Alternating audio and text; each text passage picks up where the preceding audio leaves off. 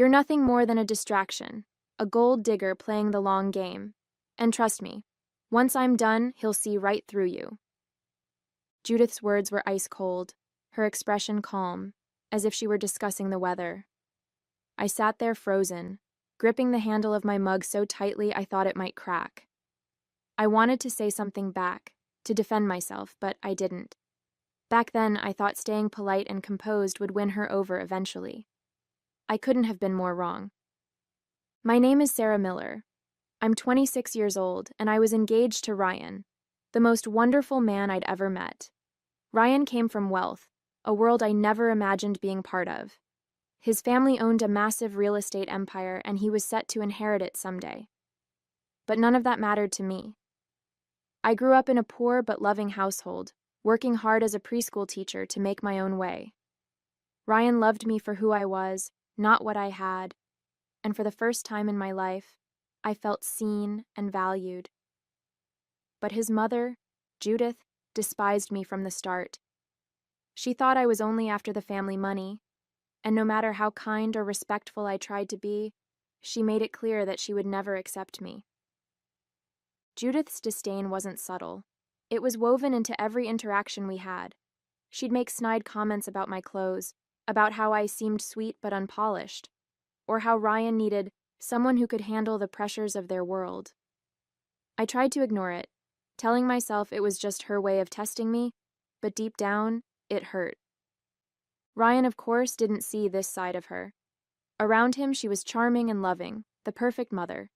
She didn't criticize me outright when he was in the room, but I could feel her icy glares and catch her condescending tone. When I tried to bring it up to Ryan, he'd brush it off, saying things like, "She just needs time, Sarah. She's protective of me, that's all." I wanted to believe him, so I stayed quiet.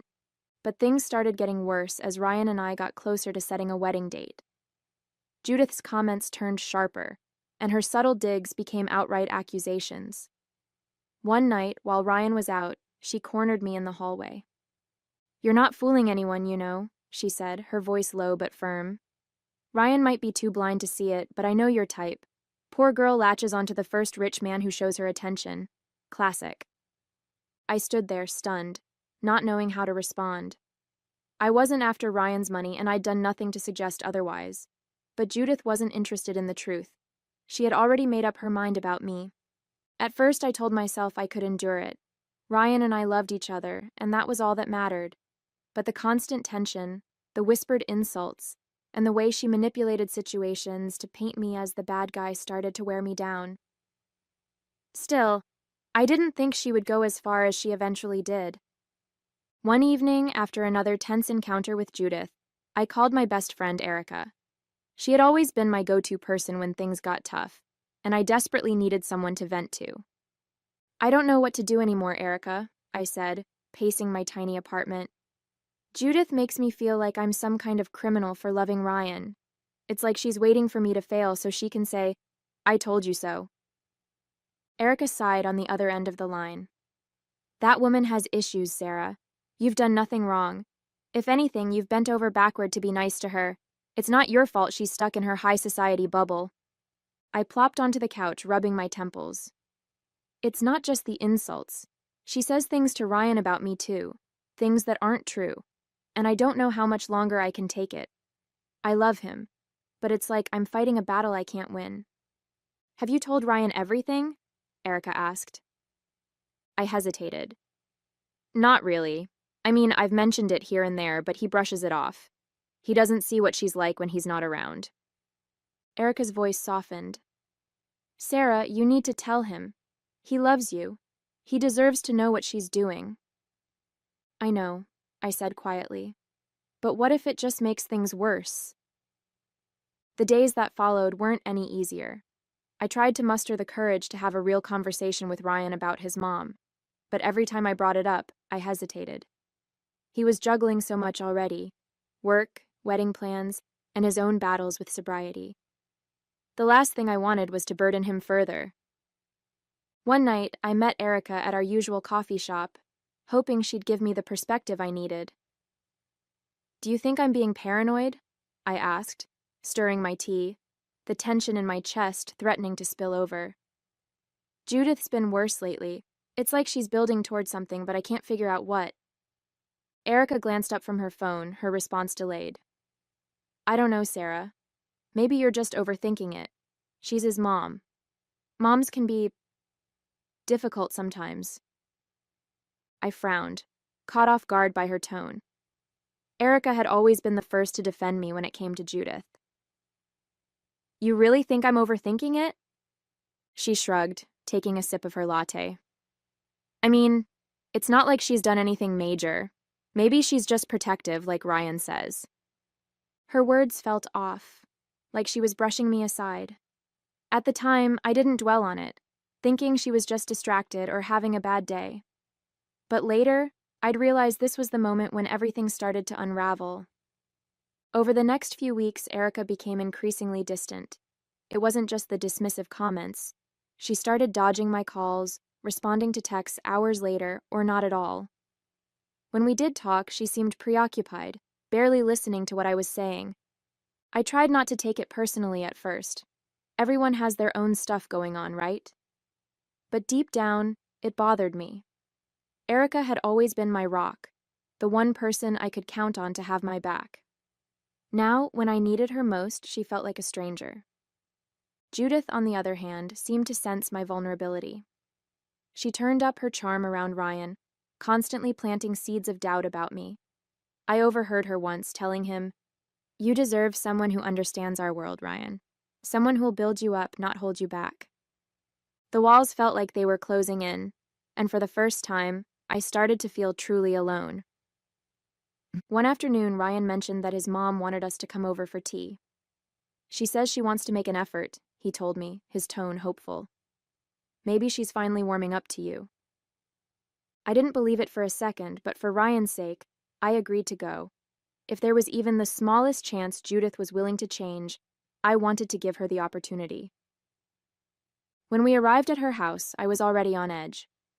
Judith greeted us with her usual overly polite smile, but the moment I stepped into the living room, my stomach dropped. Erica was sitting on the couch, sipping tea like she belonged there. "Sarah," Erica said, feigning surprise, though her eyes darted nervously to Judith. What a coincidence. I was just catching up with Judith. I froze, glancing at Ryan, who looked confused but didn't seem to think anything of it. "What's going on?" I asked, my voice tight. Judith's smile widened. "Oh, I thought it would be nice for all of us to sit down together. Your good friend Erica has been very helpful lately." The room suddenly felt too small, the air too thick. I sat down stiffly, every instinct screaming that something was wrong. I couldn't help myself. "I didn't know you two knew each other," I said, my voice laced with confusion as I looked between Judith and Erica. Judith raised an eyebrow, her expression deliberately casual. "Oh, we've crossed paths here and there," she said smoothly, reaching for her tea. "Erica has been such a dear. It's always nice to have someone who truly cares about Ryan." My stomach twisted at her words. I turned to Erica, searching her face for some kind of explanation, but she wouldn't meet my eyes. Instead, she gave a half-hearted shrug and muttered, "Yeah, it just kind of happened. Judith's been really supportive." Supportive? Of what? I thought. The whole thing felt off, but Ryan didn't seem to notice. He just leaned back in his chair, sipping his tea, oblivious to the tension brewing right in front of him. Judith set her teacup down with a delicate clink and leaned back, her eyes flicking toward Erica. "Well," she said, her tone light but loaded, "since we're all here, I think it's time to address something important. Erica, dear, why don't you tell Ryan what you told me?" My heart dropped, a cold wave of panic washing over me. "What are you talking about?" I asked, looking between them.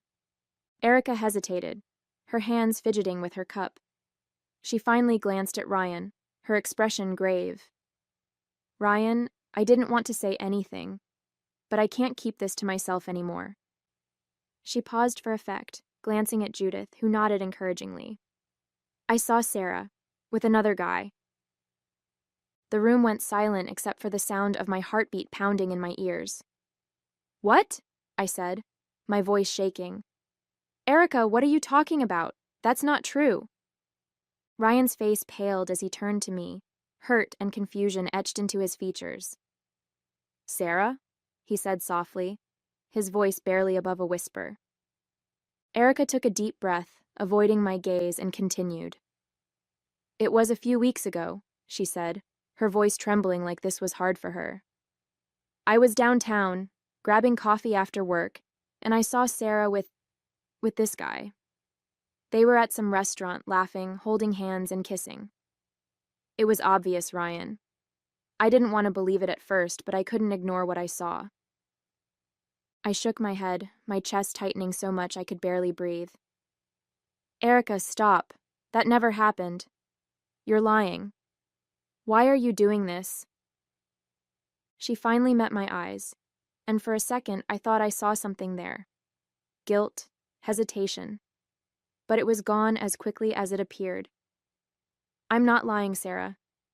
I didn't want to say anything, but I couldn't just let Ryan keep living a lie." "A lie?" I repeated, my voice breaking as tears streamed down my face. "You're supposed to be my best friend.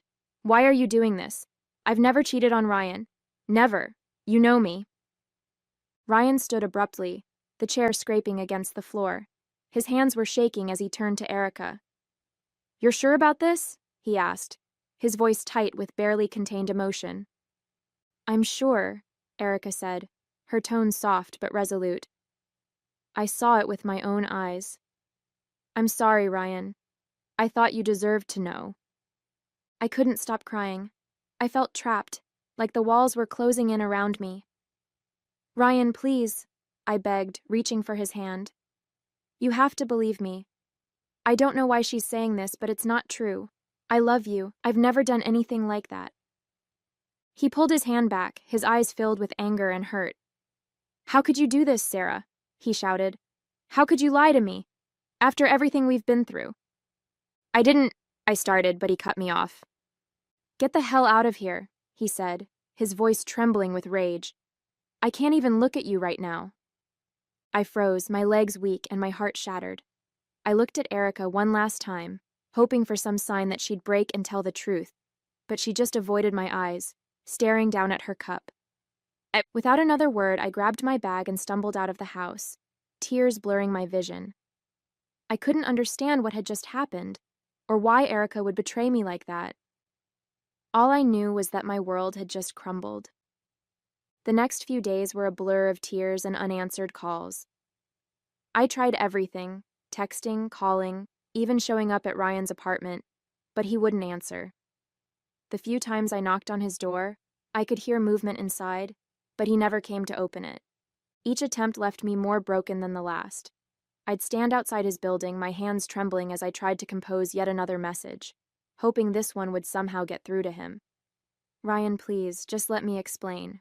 You know me. You know I would never do this to you." But each text went unread, the little delivered mark mocking me every time. I tried Erica too, desperate for some kind of explanation. She ignored every call, and when I sent her a long message asking why she lied, I got nothing but silence. The betrayal from my best friend hurt almost as much as losing Ryan. I couldn't wrap my head around it. We'd been through everything together. Why would she do this to me? I barely slept, replaying that moment in Judith's house over and over in my head.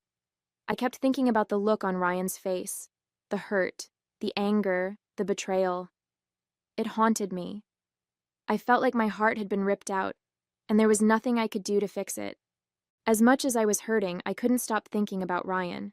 He wasn't just angry, he was devastated, betrayed by the same lie that had torn my world apart. It hit me then that he wasn't just another victim of Judith's manipulation. In a way, he was the target. Her actions had shattered him just as much as they'd shattered me, and in some ways, even more. I tried reaching out to Ryan again, determined to get through to him this time, but it was useless. Every call went straight to voicemail, and every message remained unread. I even went to his apartment again, but when I knocked, there was no response. The silence was unbearable. Meanwhile, the updates from Alex and others grew more alarming. Ryan wasn't just missing work, he was skipping his recovery meetings, avoiding his friends, and spending time in the worst parts of town. The person they described wasn't the Ryan I knew. He was slipping further and further away, and I felt powerless to stop it. It was late one evening when I heard a knock at my door. I wasn't expecting anyone, so I hesitated before opening it. When I did, I was stunned to see Judith standing there. She looked nothing like the composed, icy woman I was used to. Her hair was a mess, her face pale and her eyes red, like she'd been crying for hours. "Sarah," she said, her voice trembling. "Please. I need your help." I stared at her, barely believing what I was seeing. "Judith?" I said, my tone sharp. "Why are you here?" She didn't answer right away. Instead, she stepped inside without waiting for an invitation, wringing her hands like she was trying to hold herself together. "It's Ryan," she finally said, her voice cracking. He's falling apart. He's using again, and I don't know what to do." I folded my arms, the bitterness rising in my chest. "What do you want me to do about it, Judith? You made it pretty clear what you think of me." Her eyes filled with fresh tears, and she sank into the nearest chair. "I was wrong," she whispered, "about everything. I thought I was protecting him, but all I've done is destroy him. And you." Judith's hands trembled as she clasped them tightly, tears streaming down her face. "Sarah," she began, her voice breaking, "I've made a terrible mistake. I thought I was doing the right thing for Ryan, but I've only hurt him. And you. I've hurt you both so much." I stayed silent, watching her unravel. The composed, cold woman I'd known was gone, replaced by someone desperate and broken. "I lied," she admitted, her voice barely audible. "About everything. The affair, Erica. It was all me. I made it up." She looked up at me, her eyes pleading. "I wanted to end your relationship. I thought you weren't good enough for Ryan. I thought you were going to ruin his life." I felt my chest tighten as the weight of her words hit me. "You lied?"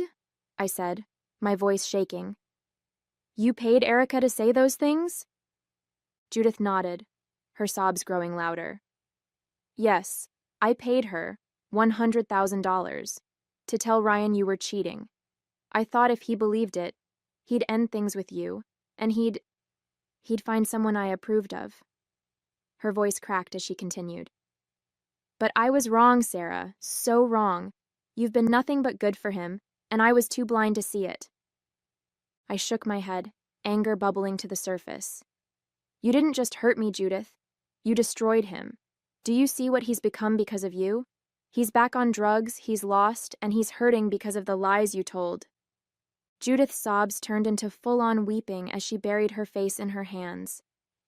"I know," she choked out. "I know, and I can't undo what I've done. But Sarah, please, please help him. He listens to you. He loves you. You're the only one who can save him."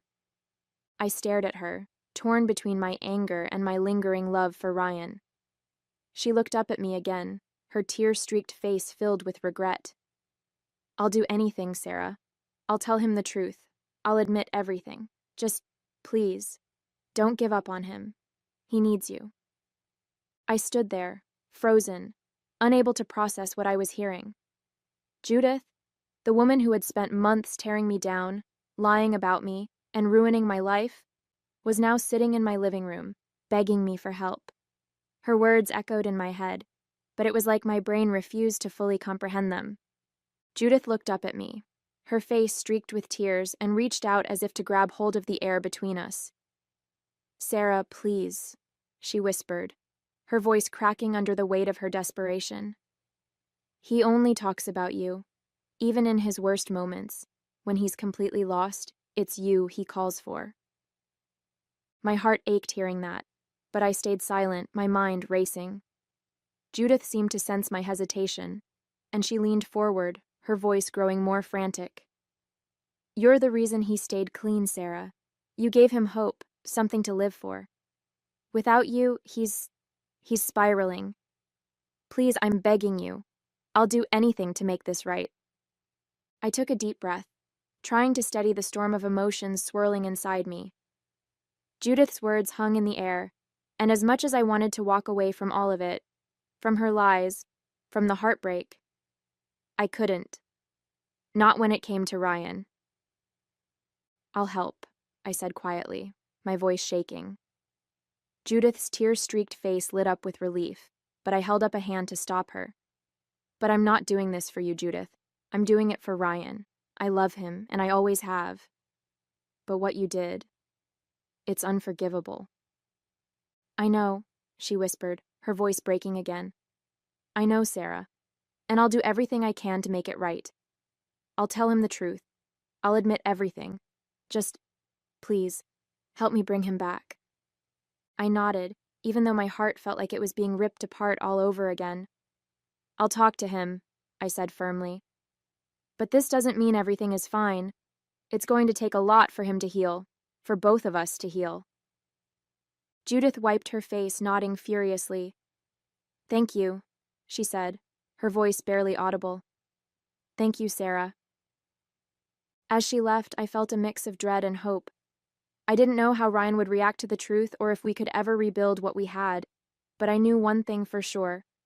I wasn't going to let him fall any further, not if I could help it. The next day, Judith picked me up, and the ride to Ryan's apartment was tense and silent. She gripped the steering wheel so tightly her knuckles turned white, and I could feel her anxiety radiating off her. I wasn't much better. I kept fidgeting with my hands, my stomach in knots as I thought about what was about to happen. When we arrived, Judith knocked on Ryan's door, her hand trembling slightly. For a moment, it felt like he wouldn't answer, but then the lock clicked, and the door creaked open. Ryan stood there, his eyes hollow and red, his face pale. He looked worse than I'd ever seen him, and it broke my heart. His gaze flickered to me, and then to Judith, hardening instantly. "What do you want?" he asked, his tone sharp, his body blocking the doorway as if to keep us out.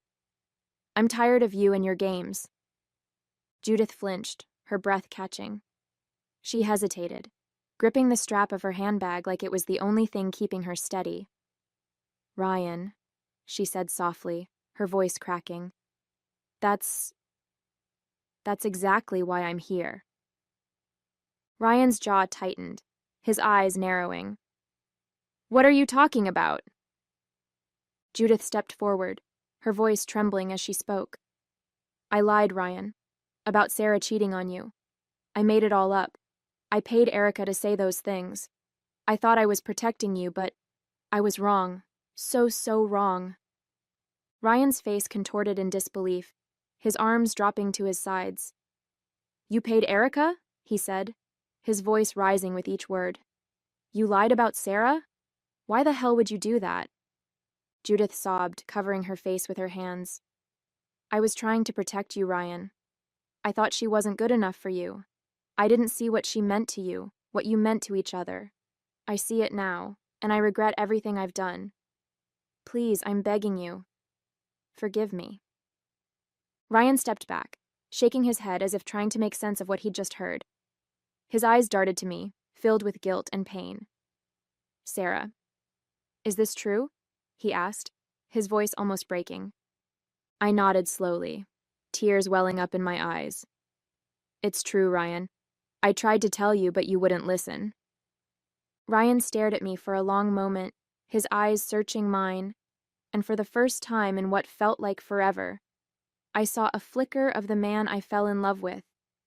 His lips quivered, and then, slowly, the corners of his mouth turned up into a small, shaky smile. "You were telling the truth," he whispered, his voice thick with emotion. "You never lied to me. You never gave up on me." I nodded, tears streaming down my face. "Never, Ryan. I never stopped loving you." Before I could say another word, he stepped forward and pulled me into his arms, holding me tightly like he was afraid I'd slip away again. His body trembled against mine, and I felt the weight of everything we'd been through in that moment. "I'm so sorry," he murmured, his lips brushing against my temple. "I should have believed you. I should have fought for you. For us. I pulled back just enough to look into his eyes, smiling through my tears. It's okay, I said softly. We're here now. And then, for the first time in what felt like an eternity, he kissed me, tenderly, as if savoring the moment. The pain, the betrayal, and the heartache melted away, replaced by the warmth of knowing we were finally back where we belonged, together. Looking back, I still feel the weight of everything we went through. The pain, the betrayal, and the lies. They left scars that won't heal overnight. I spent so many sleepless nights questioning myself, wondering how people I trusted could hurt me like that. Even now, it's hard to think about Erica. She was my best friend, someone I confided in for years, and she sold me out for money. I don't know if I'll ever be able to forgive her. As for Judith, it's complicated. She's made an effort to make things right, and I can see the genuine regret in her actions now. She's softer with me, more respectful, and I think she's finally realized how much Ryan and I mean to each other. But trust? That's going to take time. I don't hate her anymore, I can't. What she did was awful, but in the end she came to me, admitted her lies, and helped Ryan and me find our way back to each other. Ryan, he's my heart. Seeing him smile again, watching him rebuild himself, it's everything I could have hoped for. He's working on his recovery with a renewed determination, and I'm right there by his side, every step of the way. I don't know what the future holds, but I know one thing for sure: we're stronger now. What we've been through has only deepened our love and commitment. If this experience has taught me anything, it's that love isn't always easy. It's messy, painful, and at times it feels impossible. But when it's real, when it's worth fighting for, it has the power to heal even the deepest wounds. For Ryan and me, this is just the beginning of the life we're building together. And for the first time in a long time, I feel hopeful. Hey there! Did you like the story? If you did, don't forget to hit the like button and subscribe to the channel. It helps us a lot and makes sure you won't miss out on more great stories we share here. Thank you for watching, and we'll see you in the next one.